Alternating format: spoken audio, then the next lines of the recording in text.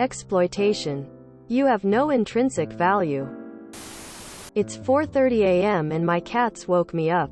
I'm laying here trying to get back to sleep and a thought just popped in my head. I'm not sure how eloquent I'll be, but figured I'd post before I forget. We've talked about the intersection between female reproductive rights and workers' rights a lot lately because of the recent court rulings. It got me thinking that there's a lot more intersectionality to explore. The root thought is that your only value is what you can produce. You have no intrinsic value. Everything is seen through the lens of consumption. Are you consumable?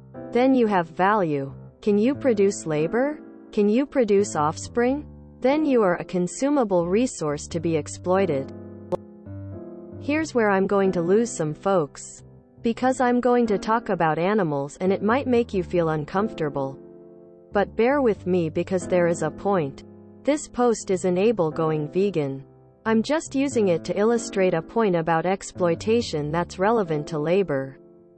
People often ask me why I don't use wool or eat eggs. After all, sheep don't die when they are sheared, right? Chickens don't die when they give eggs, right? Chickens don't die when they lay eggs. But since there's only value in females, most males are useless and they are disposed of almost immediately. What happens after a hen stops laying eggs? Does it get to live its best life after producing all its life? No. As soon as its job is done, they have no value but the very flesh on their bones. Domesticated sheep are bred to produce so much wool that they will overheat if they don't get sheared. Do you think they had this problem before domestication? No. They were bred to produce something useful to humans at the expense of their own health. When they stop producing fine wool, they cease to be of value except for the flesh on their bones. You and I are the same as all the chickens and sheep out there. Can you produce something? Then you have value. When you stop producing, you cease to have value. The concept of exploitation is so firmly rooted in our culture that we don't even question it. We normalize exploitation, and by normalizing it, we become exploitable ourselves. Make no mistake, if our culture didn't abhor cannibalism, you'd be turned into steak and rump roast when you're no longer able to produce labor and offspring. Just the same as any sheep. I don't have any solutions here. I'm not even advocating veganism. I'm just thinking about the systems of exploitation all around us and realizing that it permeates through a lot of our values. It's difficult to challenge exploitation without first recognizing it in our lives. It's difficult to talk to some folks about labor rights or reproductive rights, because we're indoctrinated early in our lives to normalize and ignore exploitation. Tiered hierarchy of exploitation. 2 words for you. Soylent Green tears of joy. I've also been considering that, especially seeing kids being brought with these values, like all of us, that we are only worth what we bring to the table. Seeing in USA the normalization of leading kids to start working and being paid below what's fair. We go through all our lives slaving ourselves just to force young people to start doing it so young. People normalizing capitalism it's how it is when it exists for only a few centuries is absurd. Capitalism is all systems must come to an end to bring something new and better for all. Very eloquent, thank you. Got me choked up actually. Soylent Green investor pitch? I have chickens. They wander around the garden, generally being a pain and eating spiders. Sometimes they decide not to lay eggs. Sometimes they eat their own eggs. We give them all the food they need, and care for them when they're sick. They have a nice fancy chicken coop, where they will live until the end of their days.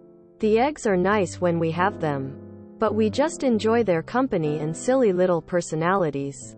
Their only real purpose is to be loved and cared for, and they have everything they need to be happy. I often think about how my idiot birds have a better life than I can ever hope for. I agree. And I'm going to take it even further. I think part of the reason some are anti-abortion is because an abortion produces limited profits. But a full-term pregnancy and a child growing up and being exploited later produces hundreds of thousands or more in profits over the lifespan. I am just a profit producer for them and I'm sick of it.